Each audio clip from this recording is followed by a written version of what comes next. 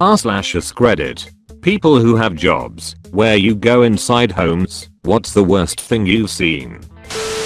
I was a paramedic for years. I encountered many homes in severe disrepair or in hoarder status, but one in particular comes to mind. It was late morning/early afternoon one day and we received a call for assistance. I do not recall the nature of the issue itself, but it was non-life threatening. We responded to what is normally an upper middle class neighborhood with nice size family homes. As we arrive at the address, I knew it was going to be an issue from the get-go. This address appeared to be abandoned from the exterior. The outside of the house was in okay shape, but it didn't appear as though any sort of maintenance had been performed in years. Grass as high as the Serengeti, fallen tree limbs littering the front yard, overgrown bushes, etc.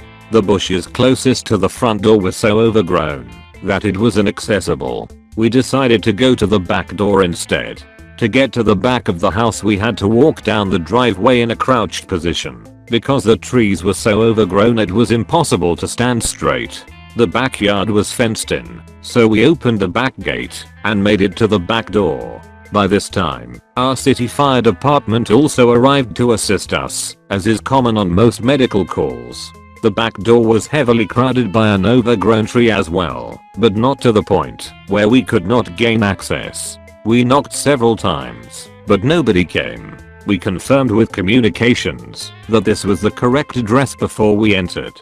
The back door was unlocked, so we opened it and announced our presence. Moments after opening the door, it became evident that we were in over our heads. The back door opened up to what I imagine was the living room in front of us and the kitchen to the left. There was an unforgettable odor of mold, stale garbage, urine, and feces. It was quickly apparent why this was the case. There was no floor visible.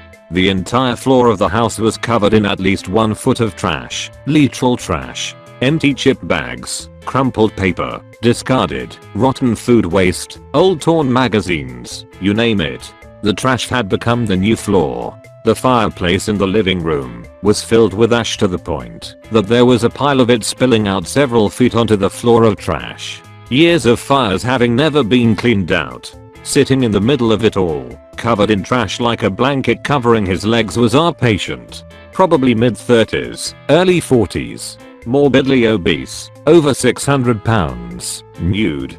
He reports that he had fallen over a week earlier and was just unable to get back up.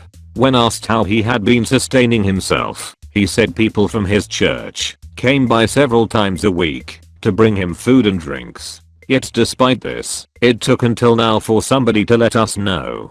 They would come give him the food and leave. The conditions inside the house were worse than I can describe. It was so bad, we had to all wear HEPA masks and the fire department wore their SCBA for safety. It was so dirty, dank, and musty that the air itself was deemed harmful to even breathe.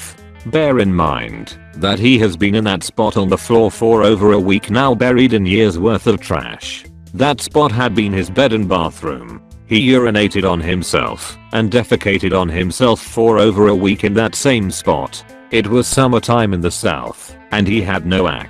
The effort to get the patient out of the house and to the hospital is another story on its own, but I will mention that it involved the fire department having to cut trees down just to get him to the ambulance. One of the police officers that was also there reported that all the toilets were overflowed and that the bathtub was filled with water so stagnant it had turned green and had mosquito larvae living in it. I found out that a few hours after we had transported the patient, the city actually came in and condemned the property. It was so bad. The dude was really nice too. He had lived there for years but was unable to keep it up, but too proud to ask for help. So instead he lived in utter squalor, worse than any crack house I had ever been in. I think about that guy regularly, wondering where he is today and if he ever made any improvements to his situation. I used to do domiciliary care for women who had just had a baby for the first 3 days that they were at home. After being discharged from hospital, we would go and visit them and check to see how they were all getting on. I went to one house where there was drug paraphernalia everywhere. Aside from works that were clearly being used to cook up, there were tons of mobile phones and lots of things that were obviously stolen goods. It was a really weird situation, in that the partner was desperately trying to hide all the stuff, while the woman didn't seem to worry that much about it. She was all but pointing things out to us. He was obviously high as fuck, though she appeared completely clean and sober. Of course, when we got back to the hospital we informed the authorities. It later turned out that the woman hadn't told her partner that we were going to be coming around because she wanted desperately to get out of the relationship and needed help doing so. She didn't think anyone would believe her in terms of how bad it was, both the drugs and the emotional abuse she was suffering, so she wanted us to see it so that we could reliably step in and get her and the baby out. I do HVAC work on a NAF base and periodically we have maintenance on dorms rooms. This was by and large an achievement of filth. We get the key, do our rounds, and end up at the room in question. The first thing to hit us was the overwhelming stench of stale garbage, body odor, hot fridge, and mildew. Surprisingly, it was the least questionable aspect of this squatter's fever dream. Following that was mattress with only a comforter and bare pillow. Full garbage bags, knee-high in the closet.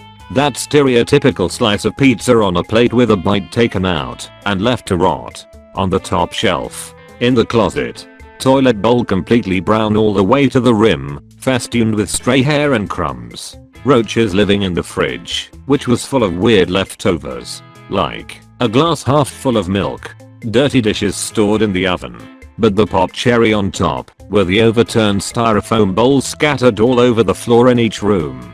Each one weighed down with a piece of jewelry or a small picture frame. Ruling out a summoning, we picked one up, only to find a live spider. Under each bowl, there was a bug. Scrambling around, still alive, and all different from each other. I guess they just didn't want to kill them or throw them outside, but to keep them under a bowl indefinitely? It was so bizarre, we didn't even fix the A/C. I was a cable TV guy in the 80s and a TV tech in the 90s. I've been to hundreds of homes, from NJ to CA to WA. I've seen a lot. I've been to high-rise ghettos, scary desert trailers, and filthy welfare homes. But the worst was Mrs. Smith. She was elderly and lived alone in a trailer in the woods of Washington state. She wasn't completely alone. She had a whole herd of little yap dogs and a few cats.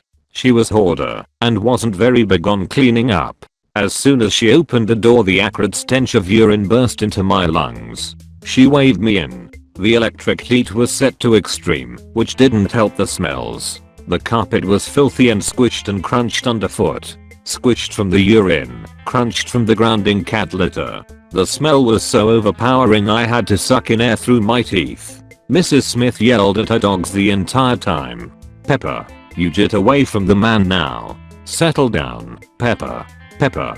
This was repeated so often that 20 years later I can still hear it. Her wooden console grandma TV was bad, and she had an extended warranty that covered everything. A previous tech had found the cord was bad. I was dispatched to replace it. Now kids, replacing a big cord in a TV was a tough job. You had to gut the TV, replace the cord, then spend a lot of time adjusting the magnetic yoke, the 3 colors, the equivalent of gamma, and the corner correction to minimize ghosted images. On a good day with no errors this was a 2-hour job. There was no way I could survive 2 hours in that house. When my knee hit the carpet it went squish and crunch and got soaked with pee. I thought hard and fast and told Mrs. Smith that due to the size of the job I had to work outside. I hauled that enormous heavy TV outside and put it on some cardboard. It was already dark outside, winter the pack NW, so I set up lights. The new cord went in okay. I ran an extension cord from the house and did the cord and yoke adjustments with my pattern generator as an input signal.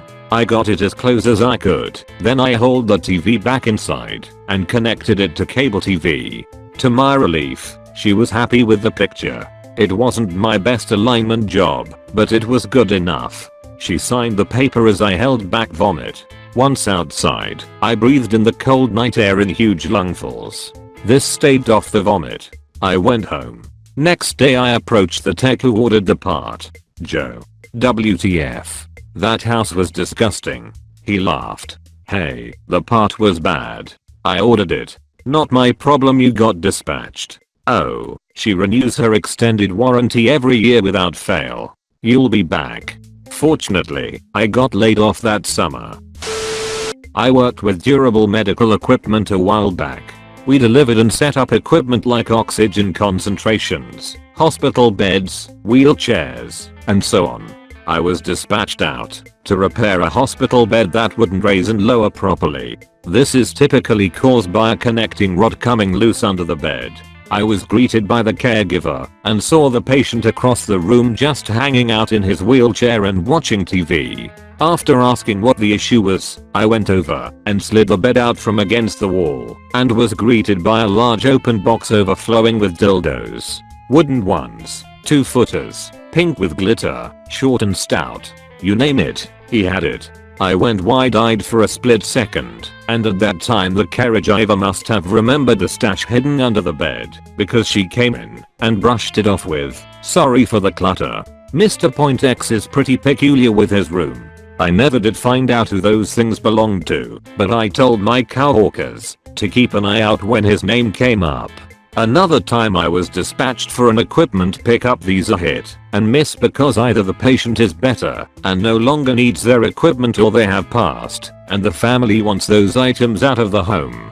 The house was well lit on the outside, but it didn't seem like anyone was home by the looks of their living room, visible from the porch. I knocked and waited for about 2 minutes before I heard a faint, "Come in." I let myself into their poorly lit home. The glow of an old mosaic lamp in the corner gave the entire home an eerie vibe. There's not a soul in sight, so I call out, "Medical equipment company. Here to pick up some items for you, Mrs. Point X." I then hear that faint voice again saying, "I'm in here. Come down the hall and in the room to your left." Now the majority of the patients we work with usually need ambulatory aid or are sometimes immobile, so wandering around a house to greet the patient wasn't weird to us. As I made my way down the hall, I hear the faint voice get louder and louder until I enter the room where it was coming from. There laying on the ground was a little old lady with a smile on her face. On top of her lay her now deceased husband who had passed in the morning. As she tried to readjust him, his corpse fell on her and kept her down there until I was able to make it over to her. I rolled the man's lifeless body off from her and called for the funeral home to come get the body. My time to shine. I've been lucky enough to have 2 jobs that require me to go in houses. My first job as a house cleaner for a family member's property management business. I had a house where the dad had been arrested for child pornography and they were trying to sell quickly. It was a nice 5-bedroom house from the outside, but inside was another story. It was like a horror movie. There were rooms of garbage. Rooms. From floor to ceiling. There was so much cat hair on the fans, on the vertical blinds, a carpet of cat hair on top of the actual carpet, kitty litter ground into the linoleum that could not be removed, worms in the cabinetry from spilled food. The bathrooms were an abomination, urine-stained underwear, used condoms, brown toilets that used to be white, horrific smells, things in the bathtubs that would give you nightmares. It took me 2 weeks to clean that place. I was young and stupid and should have told my family to get one of those specialized cleaning teams. I bet I still have cat hair in my lungs. My second job as a PO has been occasionally pretty gross as well. Most people are reasonably clean and take care of their homes, but there is still a good number of people who don't. On my very first day of field training, I went to this house and turned a flashlight on the front window. It was late at night. The entire window moved. It was covered in roaches that scattered once they saw the light. I didn't know that many roaches could be in one home. I had another case where I was doing a walkthrough and roaches were falling from the ceiling.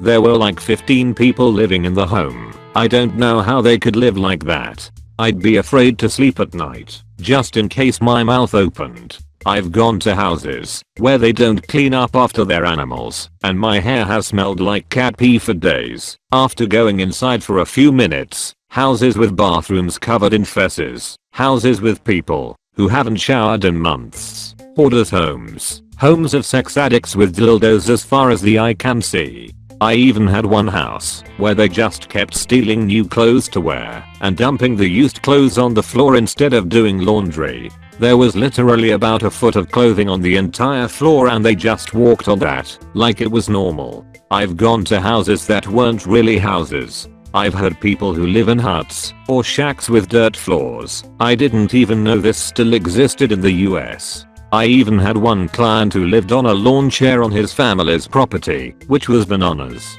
I've had clients living in tents, under bushes, in shelters or halfway houses. It is insane what people can endure. And bed bugs. Bed bugs for days. I used to work for AT&T. As with what comes with the job, I had to be in a lot of people's houses. The places I visited ranged from an Italian Mayfair's house, to a clock collector's house, to a house in the worst part of Lake Worth, Florida. Most of the houses I've been to left a slight impression on me. Let me see into people's lives. That is usually private, but those 3 stood out to me. Being on topic, the last house was the worst house I've ever seen in my life. First off, when we showed up, the yard was covered in trash. I mean, literally covered. The owner could have told me she lived on a landfill, and I would have believed her. Problem is, when she answered the door she immediately stammered out about raccoons getting into the trash and making a mess of the yard. Me and my trainer didn't even ask, didn't say anything about the yard. We just wanted to get this one done very quickly. So, as the owner is showing us where she wanted everything, I noticed about 2 inches of grime everywhere, floor met wall. I have no idea how so much built up over time. The floor was okay-ish. The only thing I could come up with is she mopped without sweeping and didn't care about the edges of the floor. Yes, I had to dig into the grime. Yes, I had to wade through the landfill backyard. Yes, I tucked my pant in my boots and put gloves on. Well, the gloves was after I grabbed the old Comcast box and had to peel it off my hand. Trust me, I was so happy to finally finish that job. I checked myself 4 roaches after. Surprisingly, I didn't have any on me and didn't see any bugs at all in the house. Used to clean up apartments after people had moved out / been evicted. One apartment was Section 8 and the tenant who was receiving the Section 8 got cut off because she broke a bunch of the Section 8 rules. Apparently the last 6 months of her living there she had actually moved out and turned off services, but still let her kids live there, late teens to early 20s I think. So the kids who live there trashed the place. When I got there the floor was covered by 2 feet of trash / clothes / broken furniture. Food had been left to rot all over, and the place was filled with bugs and fleas, and it smelled like a garbage dump. The worst though was the bathroom. The water hadn't been on in a good long while, but they kept shitting in the toilet until it filled up. Then, when that had gotten full they shat into the bathtub and into 5-gallon buckets that they had left around the house. All in all it was about 200 pounds of human shit in the tub. I had to bag it up in 1-pound bags, bag that bag, and then put no more than 5 bags in a sealable pail and take it to a special waste treatment site. Second to that was the 5+ bedroom party house that a bunch of professional snowboarders had lived in for a year or 2. They got evicted for not paying rent or something like that, and they had thrashed the place before they left. The worst thing in that place was that there was a gap, maybe 3/4 of an inch, between a bathroom vanity and a piece of glass for the shower enclosure. Someone, or maybe all of them, decided that they were going to store their used condoms there. At least 100 were stuck in there. It was gross, moldy, and eventually we had to rip out the vanity because that was the only way to ensure that it was clean. I used to work for a carpet cleaning company. I've had some interesting stories, but this one always takes the cake. We had this program where we hired special needs people part-time. So we hire this new guy, Bob.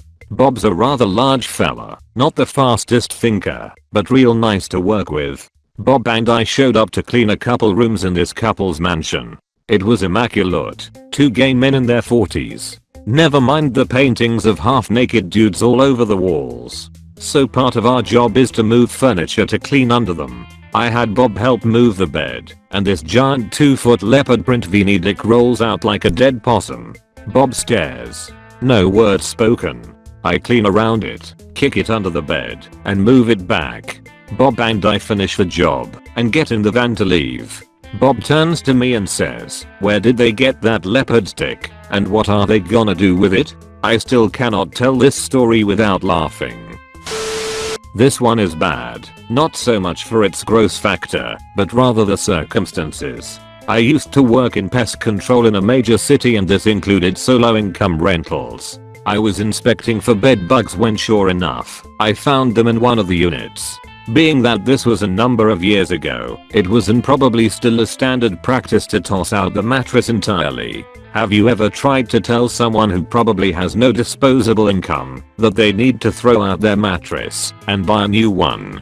That pretty much killed my day. Edit. I didn't expect this to catch on.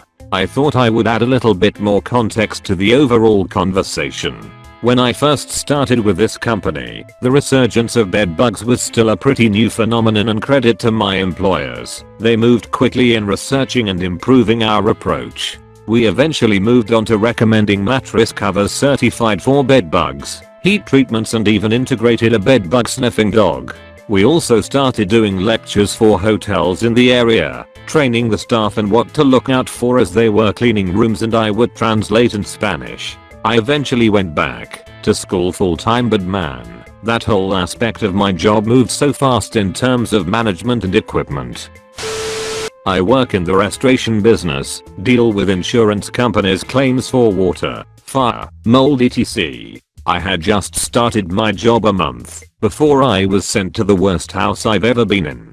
There was a house that the bank took from someone because they defaulted on the mortgage. I was sent in to clean the house out. She was a hoarder. She had no running water and had not once taken her garbage bins to the curb. Not even kidding. They were the cleanest things on her property. 2 garbage bins that were spotless, not a speck of dirt inside them.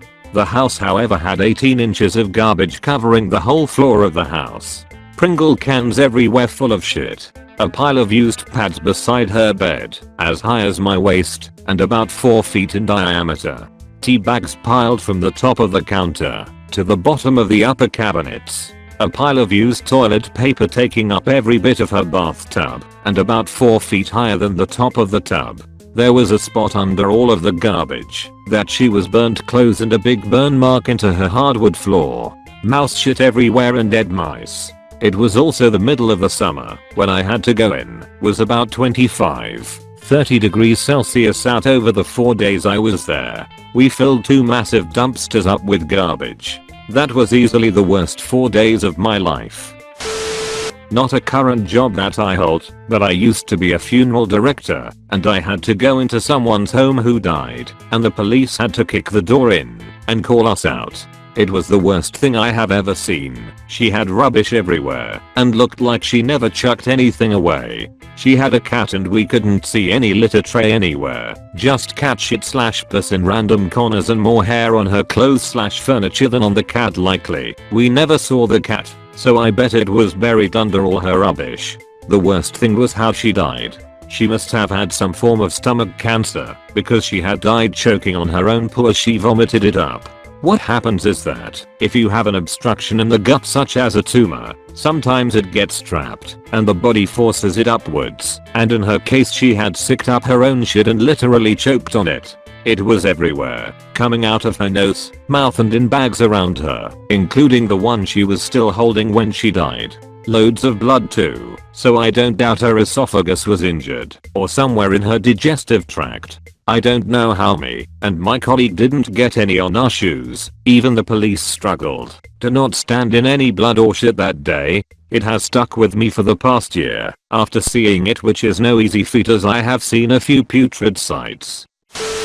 One of our clients had a water line breakage in their home and called in a claim. Our claims adjuster went out and then called us back immediately telling us he had just got done throwing up and we needed to get off this policy immediately. It turns out they had converted a bedroom into a litter box room. Instead of using litter boxes, they just dumped new litter into the room on the floor. He said the litter was about 2 feet high, filled with excrement, and the whole house smelled so bad it made him sick. It was also a hoarder-esque type situation with piles and piles of trash everywhere. We had to go out and investigate, and his descriptive phone call didn't scratch the surface of how bad this home was. I'm an EMT and just last week we had an arrest in a litter box house. When we were working it with the fire department, one of the medics went into the kitchen to see if she could find a DNR and found 3 dead cats in various stages of decay. Keep in mind this patient arrested minutes ago at this time. There were also kittens eating the dead cats, even though there were bags of cat food everywhere. The ed still is talking about how bad the patient smelled. We couldn't get the ammonia and cat litter smell out of the ambulance for the rest of the shift. And keep in mind this was an 8 AM call, and we worked 24-hour shifts, 8 to 8. Doing my laundry the next day, my clothes made my house smell like hers. Grossest call. Edit. About the 24s. We are able to sleep. There's a lot of concern about unsafe work environments in the comments, but as long as we aren't on a call we can sleep and eat and watch TV. Thank you so much for watching the whole video. Please leave a like and subscribe.